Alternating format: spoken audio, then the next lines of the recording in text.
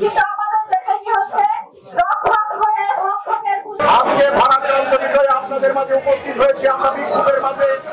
আজকে বিক্ষোভ নয়, আমাদের একটি আওয়াজ হওয়া উচিত, শেখ হাসিনার পদত্যাগ, শেখ হাসিনার পদত্যাগ। এই আওয়াজ এই জন্য হওয়া উচিত, আজকে ছাত্র জনতার উপর হেলিকপ্টার থেকে গুলি বর্ষণ করা হচ্ছে, আজকে ছাত্র জনতাকে ঘরে ঘরে ঢুকে হত্যা করা হচ্ছে। এই বর্বরোচিত হামলা এবং এই জেনোসাইডের বিচার এই মাটিতে হতে হবে এবং এই বিচারের মাধ্যমে এই দেশকে কলঙ্ক মুক্ত করতে হবে। সভ্যতা গণতন্ত্রকে রক্ষা করা যাবে না। বন্ধুরা আমার, আসুন আজকে আর আমাদের ঘরে বসে থাকার সময় নেই।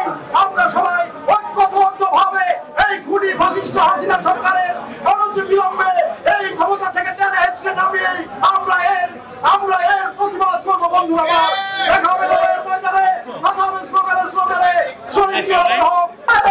নির্যাতন হচ্ছে, সমাজবাদী শিশুদের ভবিষ্যৎ প্রজন্মকে হত্যা করা হচ্ছে। আমরা দেখেও না দেখার মতো বসে আছি, কিন্তু তা হবে না। আমরা এই সব কিছুর তীব্র নিন্দা জানাই।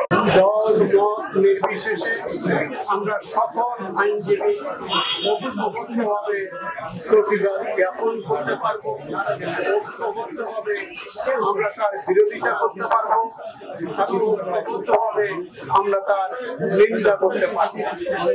কিন্তু এটা আফসোস যে এই শিশুদের হত্যাকাণ্ড, এই এত রক্ত ছড়িয়ে থাকার পরও বিবেক কাজ করছে না।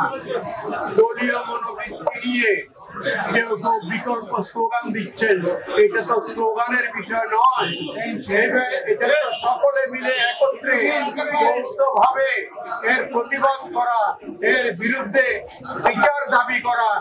সাধারণ জনগণ, তারা শিশু, তারা নারী, তারা